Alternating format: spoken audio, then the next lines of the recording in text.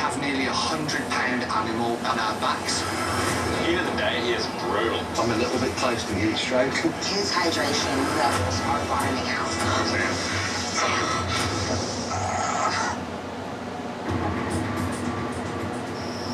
Heck, I've seen a lot of bad bridges before. This may be the worst. The worst one ever.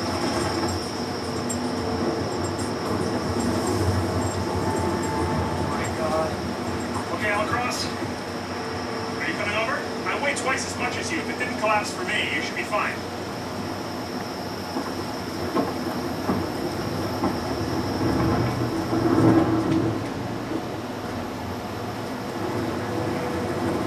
Oh, look at this!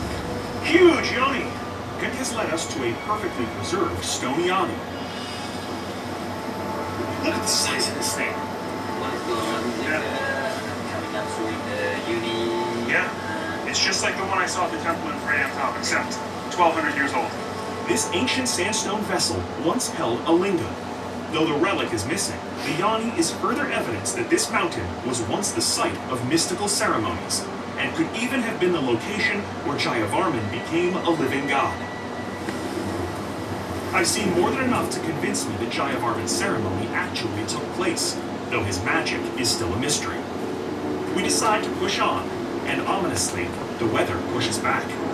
Even I'm starting to get wrapped up in the legend of the God King. Locals think this whole mountain is basically haunted. They say that the spirit of Jayavarman is up here. I have to say, with the rain and the thunder and the lightning, it is a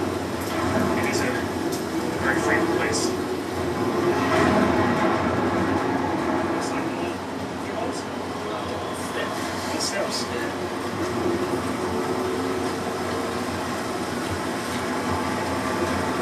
And once you get these babies with their parents, it's like, boom, good. I got them. That was the craziest bolt of lightning I've ever seen. That was like some power of God.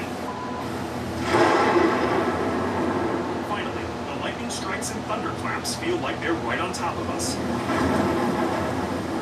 We quickly head back to the bikes to end our investigation and escape the storm.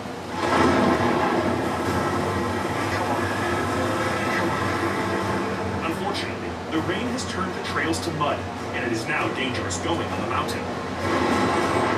We make it down as far as the village, but with the rain coming down in sheets, we take shelter in Pick's jungle home. So we're about halfway down the mountain. Yeah. Now what? Beer time, yeah. Okay, let's take a load off. I can reassess my life decisions at this point.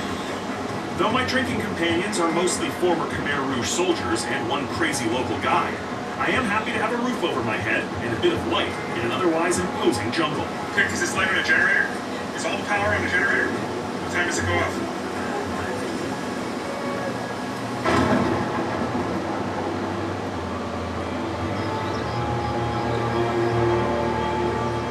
By the light of a new day, I head down the mountain and back towards civilization. There's obviously more to be found here, but it will take years to fully excavate the city. I gotta get some coffee. History tells us that the quest for absolute power is a dangerous desire. For the god kings of the Khmer Empire, the power of the Linga, or at least the perception of that power, allowed them to build artistic achievements without equal. For the Khmer Rouge, absolute power gave rise to the very darkest and most deadly aspects of human nature. In truth, this country has always been a puzzle to me. Not because of the history, but because of the people who keep picking themselves up and dusting themselves off. They have adapted, they have endured, and they are, despite everything, filled with hope for the future. The story of Cambodia is still being written from both ends of the book. At this very moment, on a heavily landmined mountain, daring archaeologists are discovering the very first chapter. We now know that the story of Jayavarman is more than a myth. His city has been revealed by 21st century technology, and the jungle is giving up his long-held secrets. Having found a ceremonial yoni, there may well be a linga here too. But does it wield the fearsome power of the gods? As archaeologists continue to shift this ancient soil, new discoveries will be made, and the lost artifact of power could be next. waiting just beneath our feet. This is a reminder. Medication. This is a reminder. Medication. This is a reminder. Notice the place. Skin lotion. This is a reminder. Skin lotion.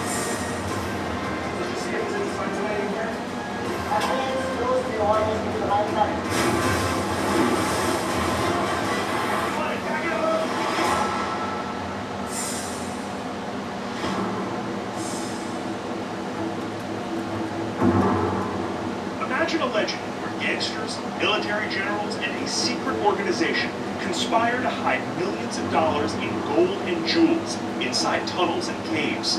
Okay, now imagine it's true. This is the story of Yamashita's treasure.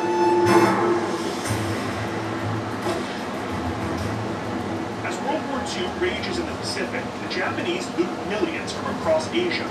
The treasure is covertly transported to the Philippines under the direction of Japanese General Tomoyuki Yamashita. But when the Allies win the war, the location of this vast fortune is lost. Flash forward to 1970, when a Filipino treasure hunter makes an astounding find, part of Yamashita's treasure, in the form of gold bars and a golden Buddha filled with diamonds. But a dictatorial government seizes the loot and imprisons the man who found it.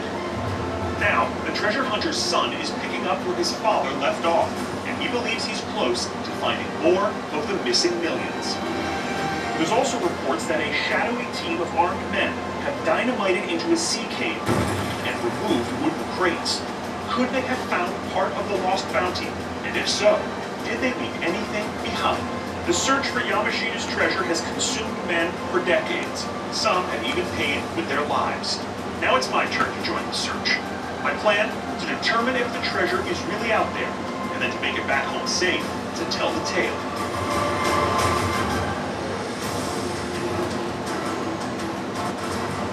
My name is Josh Gates. With a degree in archaeology and a passion for exploration, I have a tendency to end up in some very strange situations. My travels have taken me to the ends of the earth as I investigate the greatest legends in history. This is Expedition Unknown.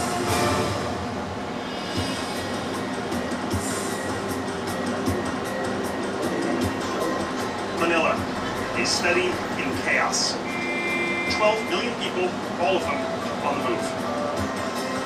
Manila is not the kind of city that inspires love at first sight. It's more of a relationship you have to work at. Nearly every description of this place uses words like gridlock, noise, pollution, and poverty. This is an ever-expanding urban jungle wrapped in a blanket of heat and humidity. But the key to Manila's heart is not its architecture, it's its people. I love anybody with a great sense of humor, and it doesn't take long to realize that Filipinos are total goofballs. Maybe it's the heat. Look at this guy. Look, forget the onions. Sell fans. For whatever reason, Filipinos always seem to be laughing. The pervasive sense of humor here is impressive, especially considering Manila's difficult and devastating past. So if you really want to see the fingerprints of the many colonizers here in the Philippines, all you have to do is come to the battle-scarred walls of Fort Santiago. This place was built over 400 years ago by Spain when all of this was part of the Spanish East Indies. The British were here for a hot second, and then later the Americans took control. We gave up the city to the Japanese in World War II, only to come back in 1945 to retake it. While the Nazis were plundering the riches of Europe, the Japanese were doing the same in Southeast Asia, amassing millions of dollars in gold and jewels. Enter Japanese General Tomoyuki Yamashita. He comes to Manila in 1944 to defend against Allied forces and reportedly to oversee the burial of the stolen war treasures brought to the Philippines for safekeeping. Yamashita was known as the Tiger of Malaya and oversaw what became known as the Massacre of Manila. As many as 500,000 Filipino civilians were killed and 90% of the city destroyed in the process, including much of Fort Santiago. During World War II, nearly 1,000 POWs died in these tunnels and dungeons under the fort. And then after the war, this really became the prime candidate for where people thought that Yamashita's treasure might be hiding. But even though treasure hunters turned these tunnels upside down, not a single piece of gold was ever found down here. To figure out the truth about Yamashita's fortune, I need to learn more about the man it's named after. To do that, I'm going to meet a historian across town. Unfortunately, Manila suffers from the worst traffic on the planet. So I'm taking the local train, and I do mean local. This is known as the train track taxi. The community here basically borrows the train tracks for little local runs around the city. It's cheap, it's environmentally sound, human powered. Really, I can't think of anything that could go wrong here. Oh wait.